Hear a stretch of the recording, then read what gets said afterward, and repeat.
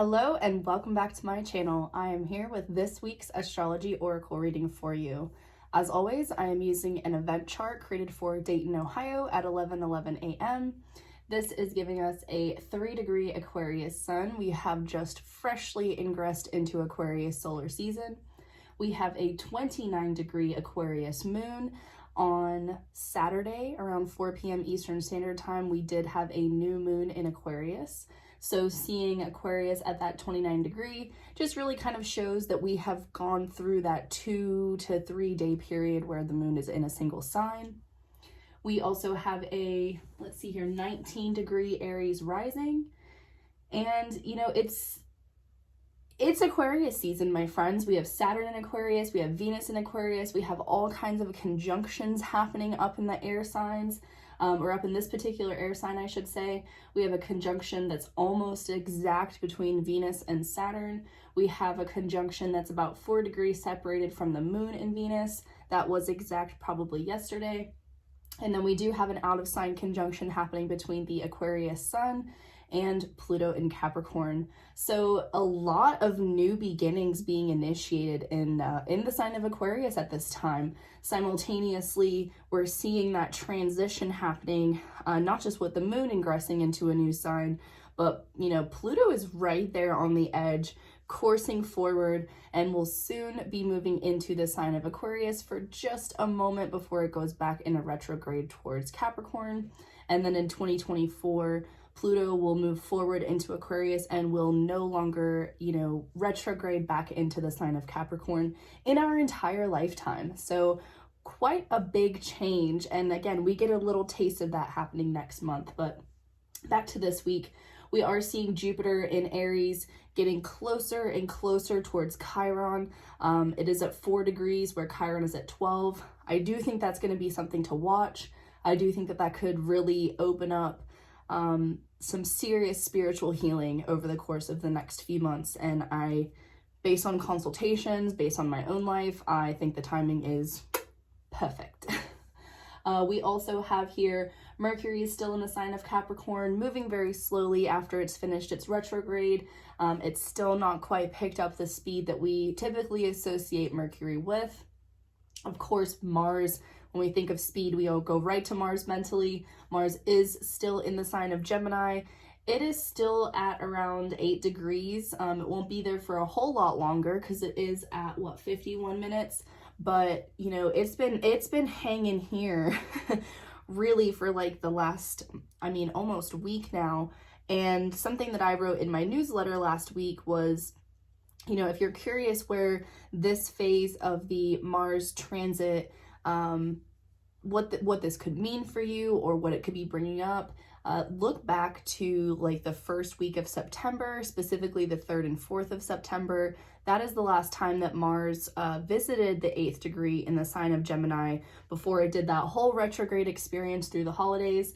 And so it is very possible that you may be reapproaching or revisiting or just like having a bit of deja vu with something that came up at that time. It's very possible that won't be the case for you at all, but if you're feeling very esoteric and want to dive in, if you keep a journal, great time to look back on your journal.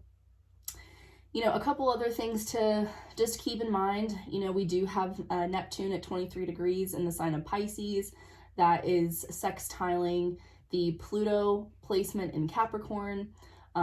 It's also, I guess you could say, slightly sending a sextile over to the sun, but not quite because the sun has moved into Aquarius and Pisces does not sextile Aquarius, it sextiles Capricorn, or I should say Capricorn sextiles Pisces.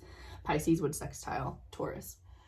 You may notice a pattern in what I'm saying here, and that's that a sextile happens between signs that are one whole sign apart. So if Pisces will send a sextile over to Taurus, obviously we're skipping over Aries. So something to just kind of take a mental note of if you're like looking at a chart and trying to figure out what those placements could mean for each other. Seeing things like this happen, it's a good reminder that like when we're in the phase of development astrologically, we're not always, at a beginning or an ending with a conjunction We're not always in the halfway point with an opposition. Sometimes we're just in the state of flow, and sextiles definitely feel like a state of flow. It's like, well, we're moving, we're progressing forward in some capacity. Also, I do want to keep an eye on that Saturn-Venus conjunction. This could be an incredible opportunity for a new job, for a new financial opportunity. It wouldn't be necessarily the greatest time for relationships in a sense of connection to others, just because Saturn is so good at pulling out our insecurities and our fears. Venus is another planet that we associate with like a sense of security.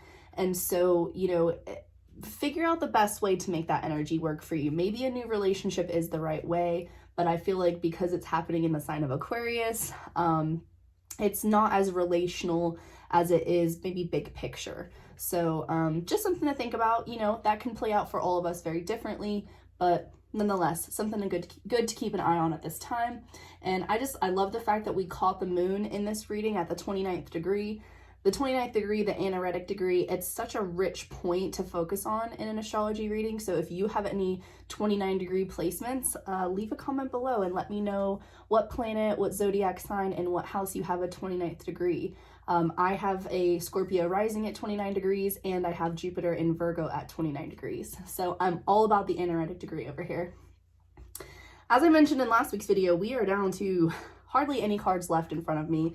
So, you know, we're not going to do too much guessing and gaming here. Let's just grab a card and get into it. The first house.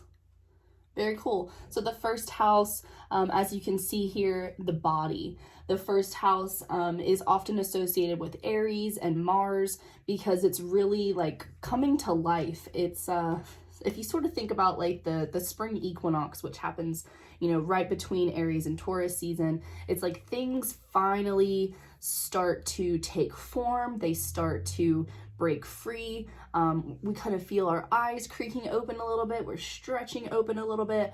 That whole enlivening process is very first house. The first house is a great indicator for your personal levels of energy, the way that you look, definitely. It can also have a lot to do with like how you see yourself in a very like self-esteem way.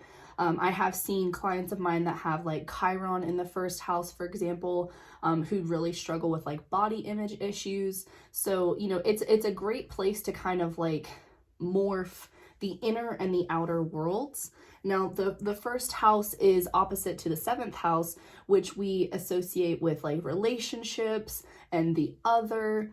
But the first house is really all about the self. And that is often, again, why we associate it with Aries, because that is what Aries territory is all about, is let's start with me.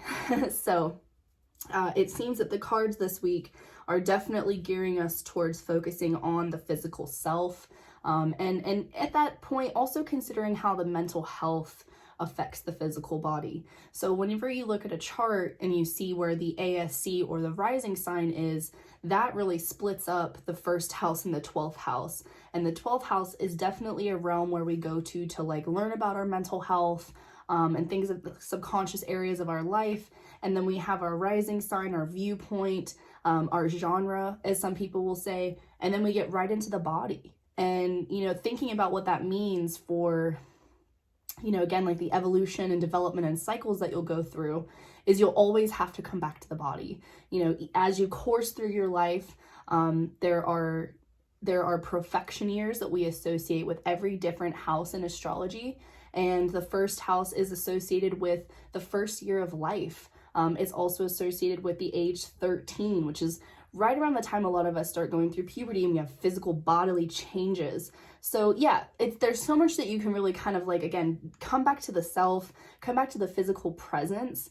And although Aries and Mars, we don't consider them like grounded or material or physical, really in a lot of ways in astrology, it's the humanness, right? Like it's the fleshiness of what we are and who we are. I've seen some people who also have like Mars in the first house who are just so full of zest for life. I've seen others who have the moon in the first house, And these are kind of people who really like wear their emotions on their sleeve.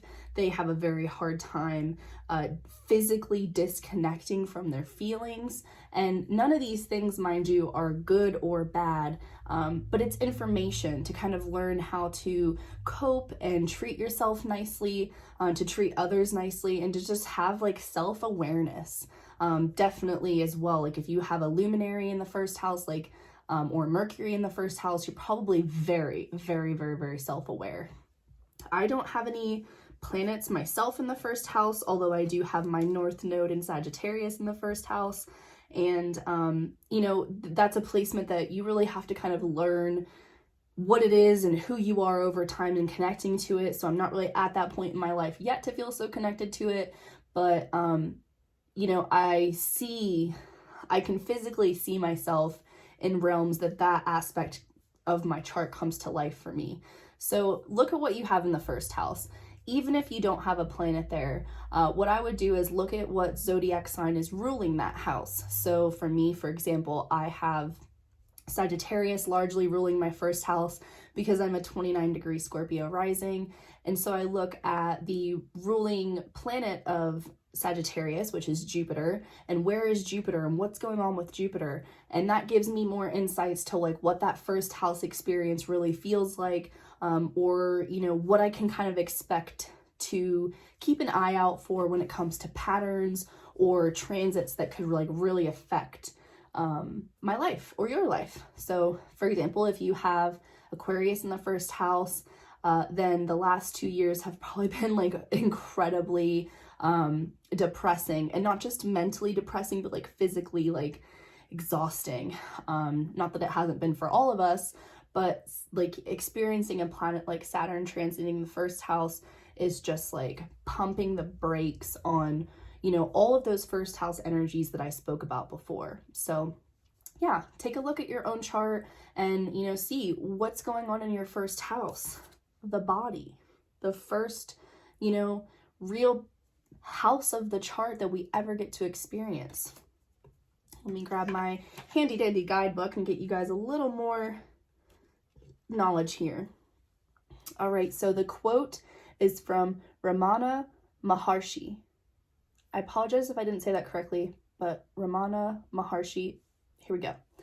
I am not the perishable body, but the eternal self. Oof. Move ahead with confidence. You are rising. The first house in astrology begins with the ascendant, the astrological constellation rising over the eastern horizon at the moment that the chart is cast, or at the time of your birth. Like the sun and moon, the first house is one of the most important parts of the horoscope.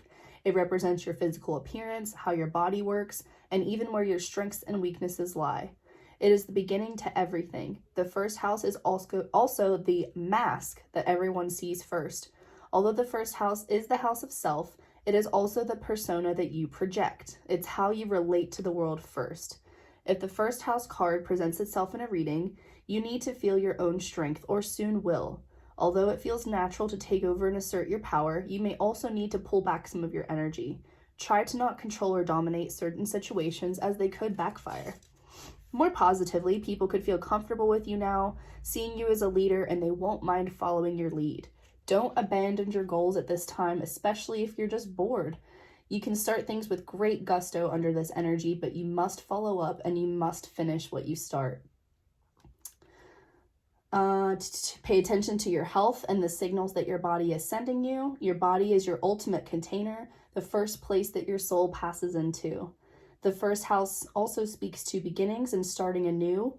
And with all of the conjunctions that I mentioned earlier, this is absolutely resonating with that new beginning energy. This also marks a period where you could be tested or challenged and will indicate largely who you are and who you're becoming. All in all, the thing to consider with this card is how healthy you are, how is your stamina, what's your role as a leader in life, and are you looking to start something significant?